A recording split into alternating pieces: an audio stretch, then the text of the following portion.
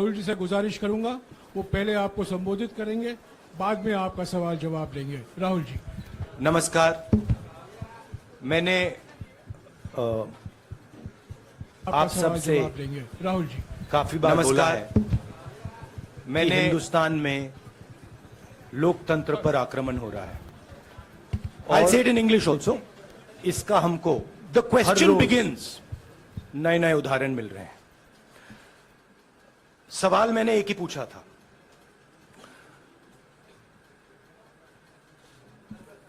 Foundation पे जाता हूं, अदानी जी की शेल कंपनीज हैं, अदानी जी की शेल कंपनीज हैं, उसमें 20,000 करोड़ रुपया किसी ने इन्वेस्ट किया। अदानी जी का पैसा नहीं है, का पैसा नहीं है। अदानी जी का इंफ्रास्ट्रक्चर बिजनेस है, पैसा किसी और का है। सवाल यह है, ये जो 20,000 करोड़ रुपए हैं, ये किसके हैं? यह सवाल मैंने पूछा। मैंने पार्लियामेंट हाउस में प्रूफ देके, जो मीडिया रिपोर्ट से मैंने निकाला, अदानी जी और नरेंद्र मोदी जी के रिश्ते के बारे में डिटेल में बोला। रिश्ता नया नहीं है, रिश्ता पुराना है। जब नरेंद्र मोदी जी गुजरात के सीएम बने थे, तब से रिश्ता है, और उसके बहुत सारे पब्लिक प्रूफ्स हैं। हवाई जहाज में मैंने फोटो दिखाई, नरेंद्र मोदी जी बड़े कंफर्ट में बैठे हुए थे अपने दोस्त, अपने मित्र के साथ। पार्लियामेंट में मैंने दिखाई। यह सवाल मैंने पूछा। फिर मेरी स्पीच को एक्सपंज किया गया। मैंने स्पीकर को डिटेल चिट्ठी लिखी, पॉइंट बाय पॉइंट, कि मैंने कहा कि एयरपोर्ट्स अदानी जी को रूल बदल के दिए गए हैं। ये लीजिए रूल की कॉपी, उसको बदला गया है। चिट्ठी लिखी, कोई फर्क नहीं पड़ा। फिर मेरे बारे में मंत्रियों ने पार्लियामेंट में झूठ बोला, बोला कि मैंने विदेशी ताकतों से मदद मांगी। मैंने ऐसी कोई बात नहीं की है। मैंने कहा स्पीकर से, मैंने जाके कहा, स्पीकर सर, पार्लियामेंट का नियम है कि अगर किसी मेंबर पर कोई एक्यूजेशन लगाता है तो उस मेंबर को जवाब देने का हक होता है। मैंने एक चिट्ठी लिखी, उस चिट्ठी का जवाब नहीं आया। दूसरी चिट्ठी लिखी, उस चिट्ठी का जवाब नहीं आया। फिर मैं स्पीकर के चेंबर में गया। मैंने स्पीकर सर से कहा, स्पीकर सर, ये कानून है, ये रूल है, इन्होंने झूठा आरोप लगाया है, मुझे आप बोलने क्यों नहीं दे रहे हैं? स्पीकर सर मुस्कुराते हैं, कहते मैं नहीं कर सकता। और फिर उसके बाद आपने सबने देखा क्या हुआ। सवाल पूछना मैं बंद नहीं करूंगा। नरेंद्र मोदी जी का अदानी के साथ क्या रिश्ता है और 20,000 करोड़ रुपए किसके हैं, मैं पूछता जाऊंगा। मुझे कोई डर नहीं लगता इन लोगों से। और अगर ये सोचें कि मुझे डिस्क्वालीफाई करके, धमका के, जेल में डाल के मुझे बंद कर सकते, नहीं, मेरी वो हिस्ट्री नहीं है। मैं हिंदुस्तान के लोकतंत्र के लिए लड़ रहा हूं और मैं हिंदुस्तान के लोकतंत्र के लिए लड़ता रहूंगा। किसी चीज से नहीं डरता हूं, यह सच्चाई है। अब आप सवाल पूछिए। एक एक करके प्लीज। हाँ मोहित। I'll say it in English also. Sorry. I'll say it in English also. The question begins few weeks back in Parliament, where I asked the Prime Minister a very specific set of questions. Question number one, 20,000 crore rupees or $3 billion are in shell companies owned by Mr. Adani. Mr. Adani could not have generated this money. He's an infrastructure business. Where did this money come from? Whose money is it? That was the first question. Whose shell companies are there? These companies are working in the defense field. Why does nobody know whose money this is? There is a Chinese national involved in this. Why is nobody asking the question, who is this Chinese national? That was the first question. Second question was, set of questions with proof. Were, what is the Prime Minister's relationship with Mr. Adani? I showed a picture of the Prime Minister and Mr. Adani's plane relaxing. I gave documentation about the defense industry, about the airports, about statements made in Sri Lanka, about statements made in Bangladesh, pictures of Mr. Narendra Modi sitting with the State Bank chairman in Australia. And I put this proof on the table. Immediately after that, the BJP started its work. My speech was expunged. I wrote a letter to the Speaker with a detailed explanation on the defense industry, on the airports, with press clippings, supporting documents, legal documents, and said, this is the supporting foundation of my speech. I have not made this speech, I have not invented this. This is detailed research, here it is. Nothing happened. Nothing was revoked. My speech today is not part of the record of Parliament. The same, by the way, was done with Mr. Kharge. After that, BJP ministers lied about me in Parliament. They made the statement to distract from the Adani issue. The whole game, disqualification, and all these statements are to distract from the central question, whose money is it? 20,000 crores, whose is it? Kiska hai ye? That's the main question. The whole thing is to distract. So, they said that I've asked foreign forces to help India. Most ridiculous statement. I have never made such a statement. You can look at all the conversations I had in the United Kingdom. Not one such statement was made. In fact, I said this is India's problem. India has to resolve this problem, right? A minister lies on the floor of the House. I wrote to the Speaker and I said, Speaker, sir, it is my right as a member of Parliament, when somebody makes an accusation, to state my position. Please let me state my position. The first letter is not answered. I then write a second letter with more details, saying the names and what was said. Still no answer. I then go to the Speaker's chamber and I say, Speaker, sir, what is going on? We live in a democracy. You are the defender of that democracy. Why are you not letting me make my statement? The Speaker smiles and says, I cannot do that. Come and have a cup of tea with me. Right? So this is the whole drama that is being orchestrated to defend the Prime Minister from the simple question, whose 20,000 crore rupees, whose $3 billion went to Mr. Adani shell companies? हाजी मोहित एक minute सबको मौका मिलेगा राहुल जी मोहित दुबे हूं मैं मेरा सवाल ये है कि आप शहीदों By the way, sorry, I just need to finish that. I left out a part. Look, I am here defending the democratic voice of the Indian people. I will continue to do that. I am not scared of these threats, of these disqualifications, of these allegations, of these prison sentences. I don't care. I'm not scared of them. Okay? These people don't understand me yet. I am not scared of them. They are used to everybody being scared of them. I am not scared of them.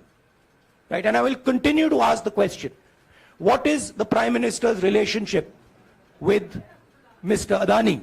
It is an old relationship. It is a relationship that began when he was Chief Minister of Gujarat. Mr. Adani constructed the idea of Resurgent Gujarat, organized all that. This is a partnership. It's a close partnership. I'm going to keep asking that question.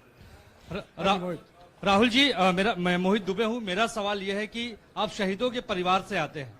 आपकी दादी भी disqualify हुई, जनता के बीच गई, आप सत्ता में वापस आए। आज के दौर में राहुल गांधी भी डिस्क्वालीफाई हो गए हैं, क्योंकि तमाम आपने इश्यूज को उठाया, चीन के इश्यूज को उठाया। क्या राहुल गांधी भी जनता के बीच में जाएंगे और वही वापसी फिर से करेंगे?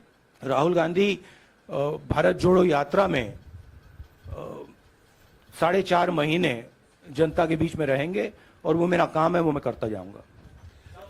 हाँ जी अनवर।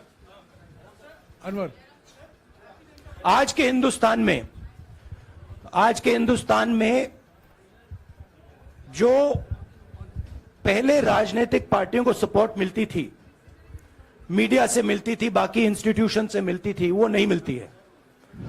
तो ऑपोजिशन की पार्टीज को एक ही रास्ता है, जनता के बीच में जाने का। हाँ जी अनवर। सर, भारतीय जनता पार्टी ने आप पर ओबीसी समुदाय के अपमान का आरोप लगाया है। इस पर आप क्या जवाब देना चाहेंगे भारतीय जनता पार्टी को? मैं पिछले भारत जोड़ो यात्रा में आप मेरी कोई भी स्पीच देख लीजिए, मैं वहां कह रहा हूं सब समाज एक हैं, सबको एक साथ चलना चाहिए, भाईचारा होना चाहिए, नफरत नहीं होनी चाहिए, हिंसा नहीं होनी चाहिए। तो मेरी पोजीशन बिल्कुल क्लियर है। ये ओबीसी का मामला नहीं है, ये नरेंद्र मोदी जी और अदानी जी के रिश्ते का मामला है। 20,000 करोड़ रुपए जो अदानी जी को पता नहीं कहां से मिले, उसके बारे में मैं सवाल पूछ रहा हूं और उसका जवाब चाहिए। बीजेपी ध्यान को भड़काने की कोशिश करती है, कभी ओबीसी की बात करेगी, कभी विदेश की बात करेगी, कभी कुछ और बात करेगी, कभी डिस्क्वालिफिकेशन की बात करेगी, मगर सवाल यही है 20,000 करोड़ रुपए, $3 बिलियन किसका था? संजय मिश्रा। और वो अदानी का पैसा नहीं हो सकता। संजय मिश्रा।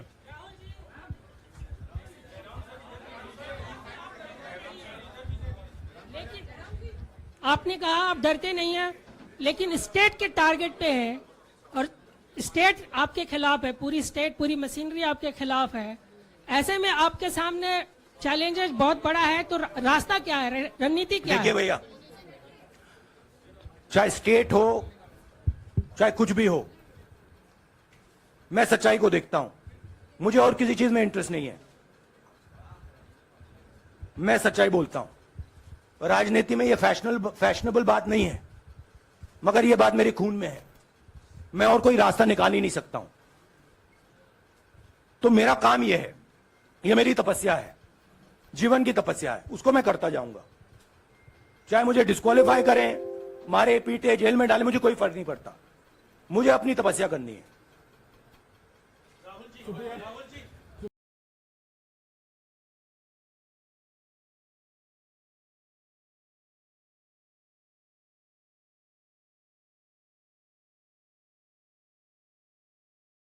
इस देश ने मुझे सब कुछ दिया है। शांत हो जाइए।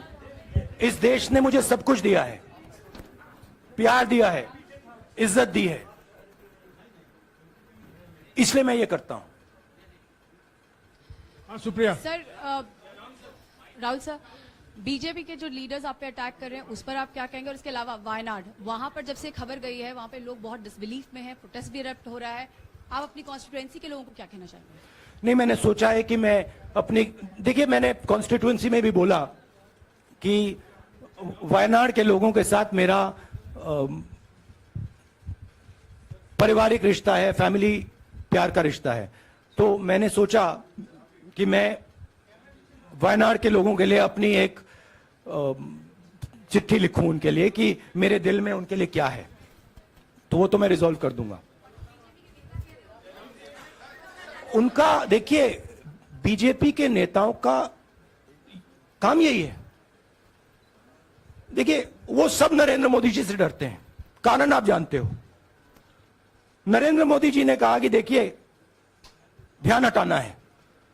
वो सब जानते हैं अदानी जी और नरेंद्र मोदी जी का रिश्ता, सारे के सारे जानते हैं क्या रिश्ता है, सब जानते हैं, मगर डरते हैं। तो अगर नरेंद्र मोदी जी ने उनसे कहा कि भैया ध्यान उधर करो, ध्यान उधर करेंगे। मगर सवाल यही है 20,000 करोड़ रुपए किसका है? हाँ जैनेंद्र। राहुल जी, राहुल जी, पूरी कांग्रेस पार्टी, सर पूरी कांग्रेस पार्टी ये कह रही है कि आप चाहे वो गुजरात की कोर्ट ने आपको सजा सुनाई या आपका निलंबन हुआ, ये सब कुछ केंद्र सरकार प्रधानमंत्री के इशारे पर हो रहा है। लेकिन बीजेपी कह रही है कि कानून ने अपना काम किया है। तो जो ये दलील है कि कानून ने आपको सजा दी है और उसी की वजह से आपका निलंबन भी हुआ है, इस पर आप क्या देखिए, कहेंगे? आपको लगता है कि लीगल PM के मैटर इशारे है, पर ये हुआ है? लीगल मैटर है। मैं हिंदुस्तान के लीगल सिस्टम को रिस्पेक्ट करता हूं। मैं लीगल मैटर पे इस प्रेस कॉन्फ्रेंस में बात नहीं करना चाहता हूं। हाँ संजीव, अगर आपके लीगल सवाल होंगे तो आप हमारी लीगल टीम से पूछ लीजिए। Sanjeev 1 minute Sanjeev.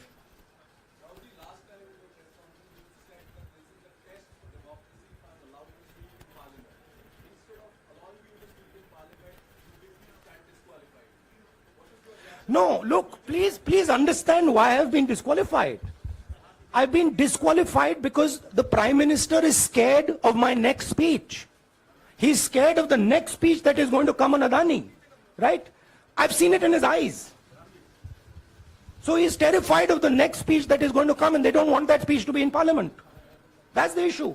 That is why, first the distraction, now the disqualification. Please don't be confused about this matter. There is a deep relationship between Narendra Modi ji and Mr. Adani. There is a question. 20,000 crore rupees have suddenly arrived in Mr. Adani's shell companies. Where has this money come from? Whose money is it? It is, some of these companies are defense companies.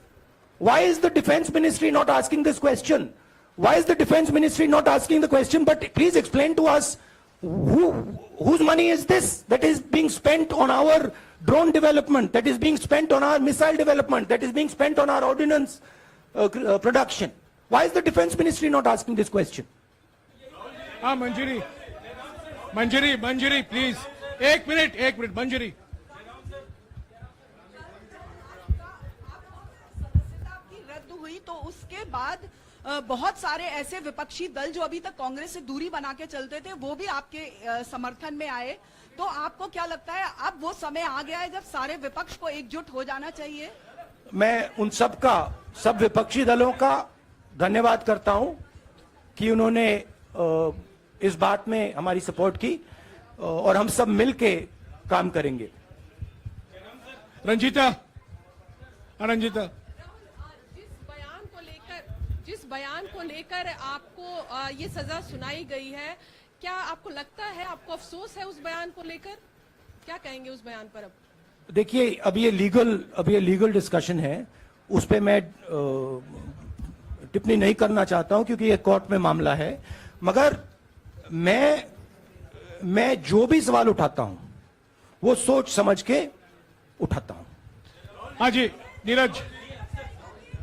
Rahul ji, अभी कुछ ही दिन पहले लक्षद्वीप के सांसद मोहम्मद फैजल की सदस्यता गई थी और बाद में हाईकोर्ट ने स्टे कर दिया था।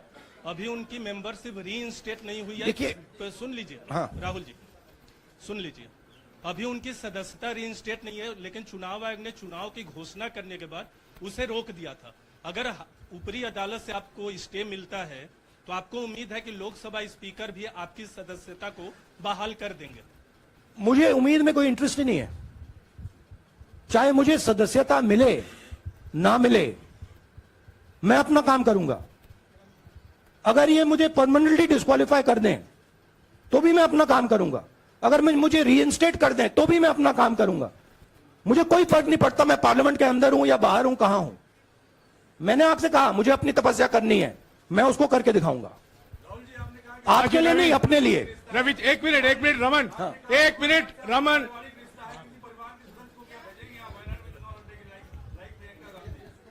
It is not up to me, it is up to Congress president कौन जाएंगे। राहुल जी मेरा सवाल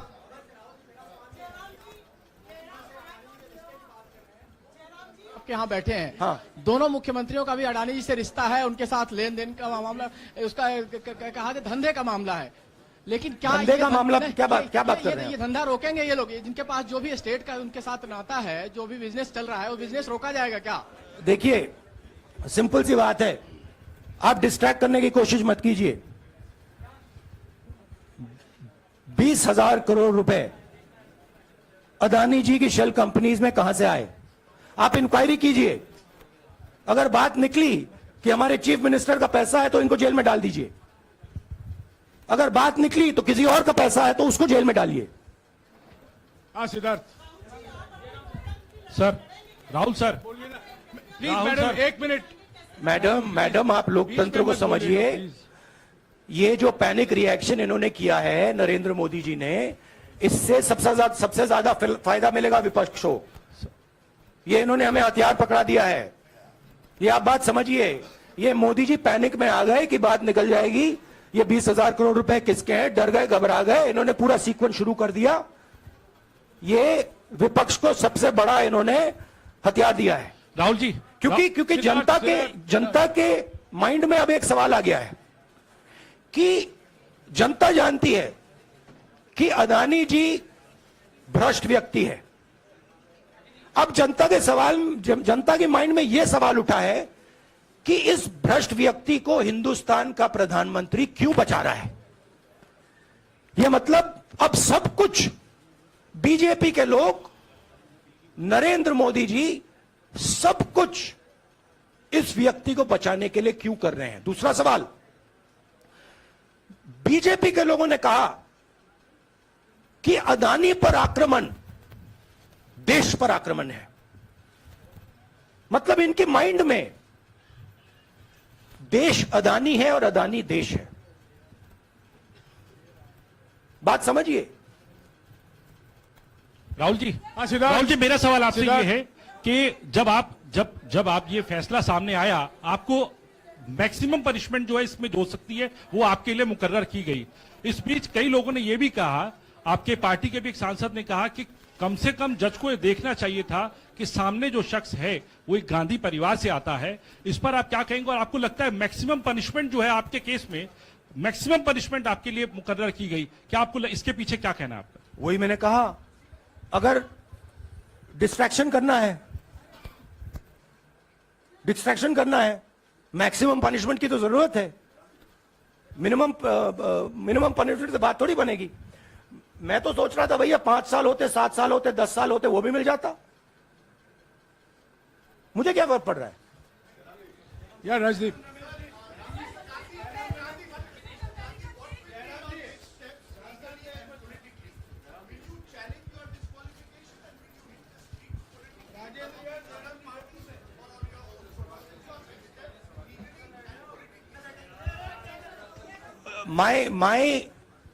I have only one step, and that step is to fight for the truth in this country and to defend the democratic nature of this country that is under. Please let me finish, Rajdeep, unless you want to answer it for me.